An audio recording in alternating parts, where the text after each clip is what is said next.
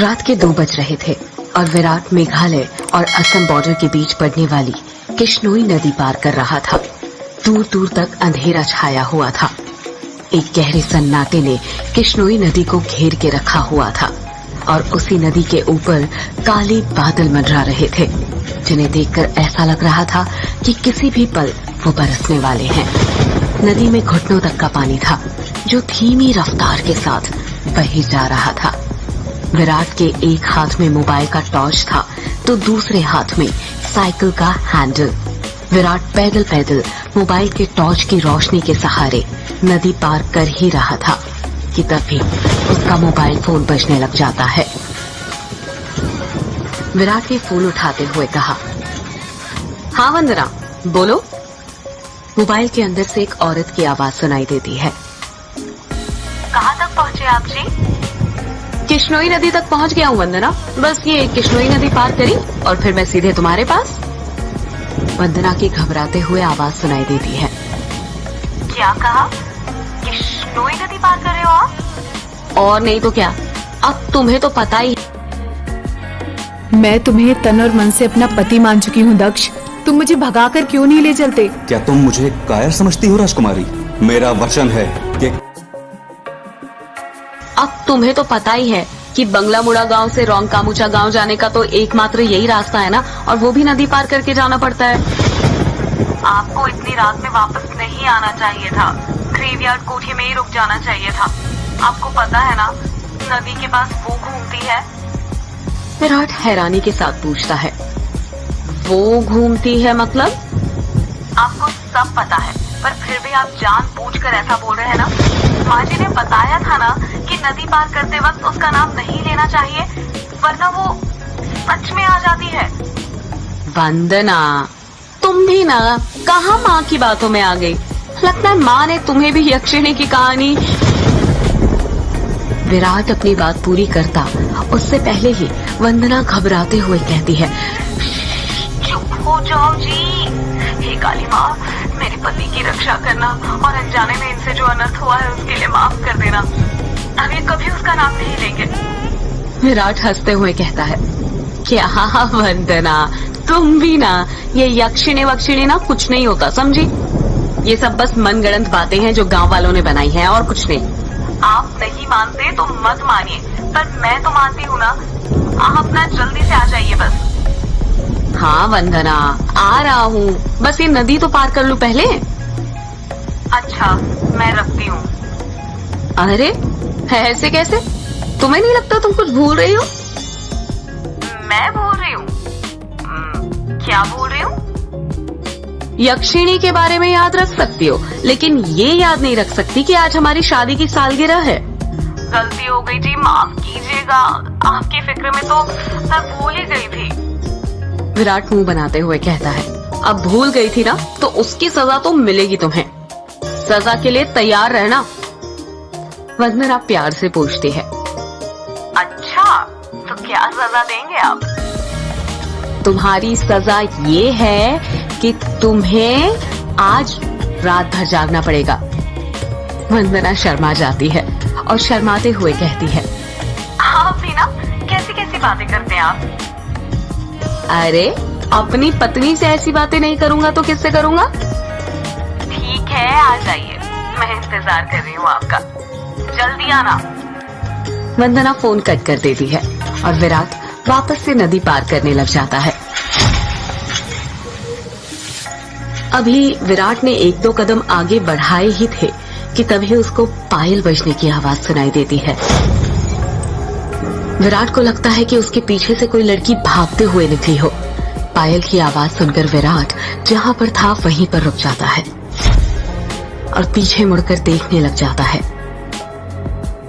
जब वो पीछे मुड़ता है तो सिवाय अंधेरे के उसे कुछ दिखाई नहीं देता। उसके पीछे कोई नहीं था। ये वंदना भी ना यक्षिणी का नाम लेकर ना मेरे मन में ना उसका वहम डाल दिया है, और वही वहम डरा रहा है अब मुझे। और वैसे भी मैं तो खुद यक्षिणी से मिलना चाहता हूँ। बड़े चर्चे सुने हैं उसके, सुना है बड़ी खूबसूरत है। इतना कहकर विराट वापस से आगे बढ़ने लग जाता है। विराट मुश्किल से अभी 1-2 कदम ही चला था कि तभी उसे नदी के किनारे पर एक काला साया दिखाई देने लग जाता है। उस काले साए को देखकर विराट के कदम अपने आप थम जाते हैं। साए को देखकर ऐसा लग रहा था कि जैसे वो विराट का ही इंतजार कर रहा था।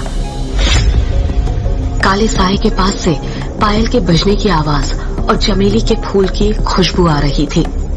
विराट के हाथ पैर कपकपाने लग गए थे। विराट डरते हुए कहता है, कहीं वंदना की बातें सच तो नहीं थी? ये यक्षिणी तो नहीं? विराट उस साए को देखकर इतना डर गया था कि उसका पूरा चेहरा पसीने से लथपथ हो गया था। विराट के हाथ पैर ठंडे पड़ गए थे। उसका दिल जोरों से धड़कने लग गया था। उसे समझ नहीं आ रहा था कि वो क्या करे। विराट डरते हुए कहता है, कौन है वहां पर? कोई जवाब नहीं आता है। सन्नाटा अब भी छाया हुआ था। विराट अपने मोबाइल का टॉर्च उस काले साए पर मारने लग जाता है। जब उस टॉर्च की रोशनी उस काले साए पर पड़ती है तो विराट देखता है कि वो साया और किसी का नहीं बल्कि एक लड़की का था। नदी के किनारे पर एक बहुत ही खूबसूरत लड़की खड़ी हुई थी, जिसकी उम्र करीब 24 साल और लंबाई 5 फीट 2 इंच थी। उसकी लंबी सी गर्दन, गुलाबी से होंठ, बाल खुले हुए जो उसके कमर तक आते थे, उसका गोरा बदन और उसी गोरे बदन पर उसने काली साड़ी पहन रखी थी। वो लड़की किसी अप्सरा से कम नहीं लग रही थी। वो इतनी खूबसूरत थी कि कोई भी मर्द उसका रूप देखकर अपनी हदों को भूलकर उसकी बाहों में मदहोश होना चाहेगा। वो लड़की अपने हाथ से विराट को इशारा करते हुए अपने पास बुलाती है। उस लड़की को देखकर विराट भूल गया था कि यक्षिणी जैसी कोई चीज भी होती है। विराट अपनी साइकिल को वहीं पर छोड़ देता है और जल्दी जल्दी उस लड़की के पास जाने लग जाता है, जैसे उसके बदन में कोई आग लग गई हो। विराट उस लड़की के पास जाकर उससे धीरे से पूछता है, कौन हो तुम और यहाँ पर क्या कर रही हो? क्या नाम है तुम्हारा? लड़की अपने चेहरे पर मुस्कान लाते हुए कहती है, नाम में क्या रखा है? जो रखा है काम में रखा है। कैसा काम? लड़की विराट की आंखों में देखते हुए कहती है, वही काम जो तुम घर पर जाकर अपनी पत्नी के साथ करने वाले थे। तुम उसे आज रात भर जगाना चाहते थे ना? क्या तुम मुझे नहीं जगाओगे? उस लड़की की आंखों में एक नशा सा था, जिसे देखकर विराट सब कुछ भूल गया था।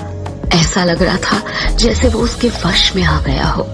विराट भी उस लड़की की आंखों में देखते हुए कहता है, हाँ क्यों नहीं, मैं तुम्हें आज रात क्या, कल परसों नरसों हमेशा जगा कर रखूंगा। कभी नहीं सोने दूंगा तुम्हें।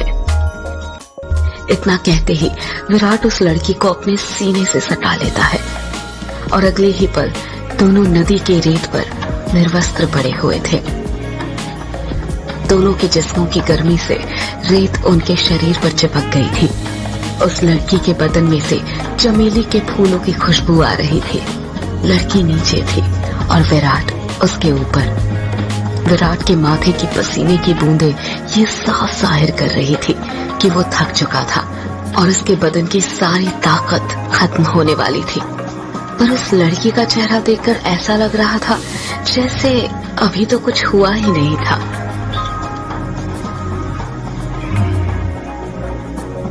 उसके अंदर की प्यास अभी बुझी नहीं थी।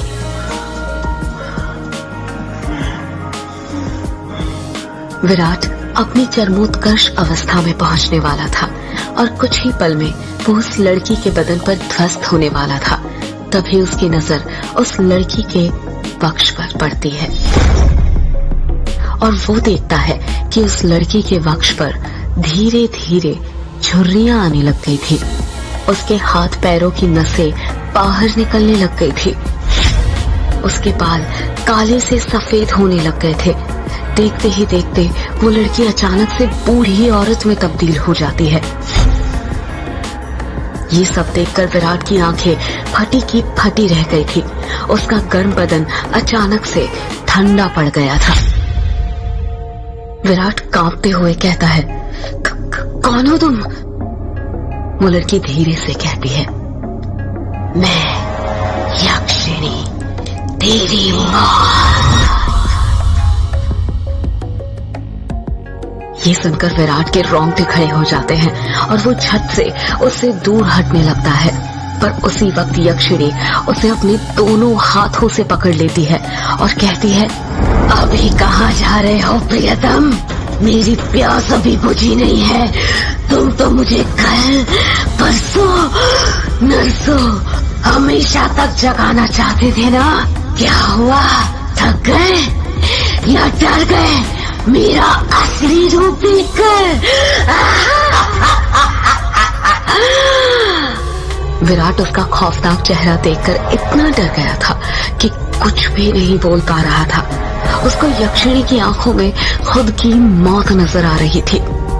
यक्षिणी गुस्से में कहती है, वासना की प्यास में तू ये भूल गया कमीने कि तेरी पत्नी वंदना तेरा घर पर इंतजार कर रही है और तू यहाँ पर मेरे साथ। तुम मर्द कभी एक स्त्री से प्यार नहीं कर सकते। तुम्हारी हवस कभी खत्म नहीं होने वाली। इतना कहकर यक्षिणी अपना हाथ विराट के सीने पर रख देती है। यक्षिणी के लंबे लंबे काले नाखून थे जो चाकू की तरह पैने थे। विराट डरते हुए कहता है, नहीं नहीं, ऐसा मत करो, जाने दो मुझे। जाने ही तो दे रही हूँ। पहले बटोला, पहले बटोला, पहले बटोला। इतना कहकर यक्षिणी अपना हाथ विराट के सीने के अंदर घुसा देती है और उसी वक्त जोर से काले बादल गरजने लगते हैं और बारिश होने लग जाती है। विराट के शरीर का खून नाखूनों के सहारे यक्षिणी के शरीर में जाने लग जाता है। जैसे जैसे खून यक्षिणी के शरीर के अंदर जा रहा था, वो वापस से जवान होते जा रही थी। यक्षिणी वापस से अपने पुराने रूप में आ गई थी और विराट का शरीर सूखकर सफेद पड़ गया था। उसके अंदर खून की एक बूंद तक नहीं थी, पर उसकी धड़कनें अब भी चल रही थी। यक्षिणी अपना मुंह विराट के कान के पास ले जाती है और फुसफुसाते हुए कहती है, राम नो राम रो, राम रो, राम नो राम नो, राम रो। इतना कहकर यक्षिणी अपना खून से सना हाथ विराट के सीने से बाहर निकालने लग जाती है। जैसे ही यक्षिणी अपना हाथ विराट के सीने से बाहर निकालती है, विराट अपना दम तोड़ देता है, क्योंकि यक्षिणी के हाथ में विराट का दिल था जो सिकुड़ चुका था।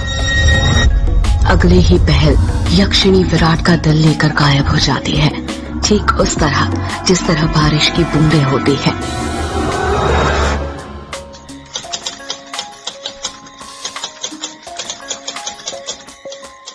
टाइपराइटर की बटन दबने की आवाज सुनाई दे रही थी।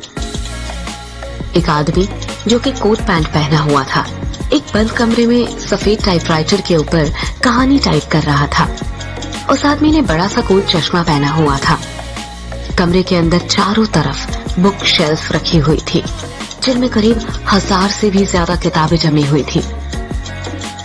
टेबल के ऊपर ही एक एश ट्रे थी, जिसमें कुछ आधी जली तो कुछ पूरी जली सिगरेट और ऐश रखी हुई थी। लेखक खुद से कहता है, चलो ये भाग तो पूरा हुआ। अब दूसरे भाग में वंदना अपने पति की मौत का बदला लेगी, साथ में यक्षिणी के अभिशाप का पता भी लगाएगी और उसे ना इस अभिशाप से मुक्ति दिलाएगी। रीडर्स को बहुत दुख होगा विराट की मौत से, पर क्या करे, मौत होगी तभी तो हॉरर कहानी आगे बढ़ेगी ना। इतना कहकर लेखक एक सिगरेट जलाता है और उसके कश खींचते हुए अपने मोबाइल से किसी को फोन करने लग जाता है।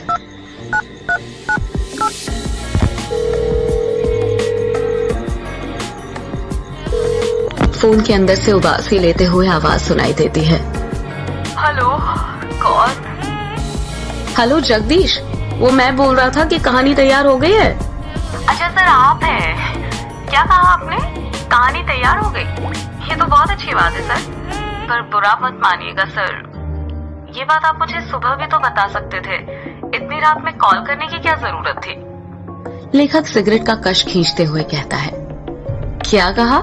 इतनी रात में? आखिर अभी वक्त ही क्या हुआ है? बस। लेखक ने इतना कहा ही था, तभी उसकी नजर उसके हाथ की पुरानी सी वॉच पर पड़ती है और वो देखता है कि रात के 3:05 हो रहे थे। लेखक अपनी गलती महसूस करते हुए कहता है, अरे 3 बज गए, इतनी रात हो गई। मुझे तो पता भी नहीं चला। मुझे तो लगा अभी 9-10 ही बज रहे होंगे। कोई बात नहीं सर, मैं समझ सकता हूँ। आप इतनी लगन के साथ इतनी कहानी लिखते हैं कि आपको वक्त का एहसास ही नहीं होता। हाँ, ये तो है। देखना, जब ये किताब आएगी ना तो लोगों के रोंगटे खड़े हो जाएंगे। रात भर जाग कर ये कहानी लिखी है मैंने। वो तो होनी ही है सर, आखिर आपकी कहानी में जान होती है। इतनी जान की सोए हुए मुर्दों को भी जगा दे और उनको भी कहानी सुनने के लिए मजबूर कर दे। वैसे अभी जो कहानी आपने लिखी है उसका नाम क्या है? इस कहानी का नाम है यक्षिणी एक डायन। मोबाइल के अंदर से हैरानी के साथ आवाज सुनाई देती है। क्या कहा सर? यक्षिणी? हाँ, यक्षिणी। क्या हुआ, तुम इतना शॉक्ड क्यों लग रहे हो? सर, मैंने सुना है ये जो यक्षिणी है ये आपके गांव के पास जो किश्नोई नदी है वहां पर घूमा करती है और मर्दों के साथ वो सब, यानी वही सब करके उन्हें मार देती है। हाँ तो सर, आपको डर नहीं लगता? जिस गांव में यक्षिणी घूमती है वहीं पर रहकर उसके बारे में कहानी लिखकर अगर यक्षिणी ने आपको कुछ कर दिया तो? जगदीश, यक्षिणी इतनी बुरी नहीं होती जितना गांव के लोग और तुम सब समझते हो। मतलब ये कि यक्षिणियां बहुत अच्छी होती है। इतनी अच्छी कि दूसरों की खुशी के लिए अपना सब कुछ कुर्बान करने के लिए तैयार हो जाए। पर कभी कभी जिंदगी में कुछ ऐसी घटना घटती है कि आपकी पूरी जिंदगी बदल जाती है। कैसी घटना सर? मैं कुछ समझा नहीं। पौराणिक मान्यताओं के अनुसार हमारे ब्रह्मांड में अनेक लोक हैं, जिसमें देवी देवताओं, सुर असुर, राक्षसों का वास होता है। इन सभी लोगों की दूरी पृथ्वी से अलग अलग है। कहा जाता है कि इन सभी लोकों में विष्णु लोक सबसे ऊपर है और सबसे निचला लोक यक्ष यक्षिणियों और अप्सराओं का है, जो पृथ्वी से सबसे नजदीक है। जो लोक पृथ्वी के सबसे नजदीक है, उस लोक के देवी देवताओं की पूजा करने से वो देवी देवता जल्दी प्रसन्न होते हैं। जगदीश बीच में ही बोल पड़ता है। ऐसा क्यों सर? उस लोक के देवी देवता जल्दी प्रसन्न क्यों होते हैं? क्योंकि लगातार ठीक दिशा और समय पर किसी मंत्र की साधना करने से उन देवी देवताओं तक तरंगे जल्दी पहुंचती है। यक्ष यक्षिणियों के लोक में से ही एक यक्षिणी द्वापर युग के अंत में पृथ्वी पर आई थी, जिसको एक अभिशाप मिला था। एक ऐसा अभिशाप जिसने उसकी जिंदगी बदल दी थी। कैसा अभिशाप सर? आप किस अभिशाप की बात कर रहे हैं? और उसे ये अभिशाप किसने दिया था? एक दूसरे लोक से पृथ्वी लोक पर आई यक्षिणी को एक अभिशाप मिला था। आखिर क्या था वो अभिशाप और किसने दिया था? जानने के लिए सुनते रहिए यक्षिणी एक डायन का अगला एपिसोड।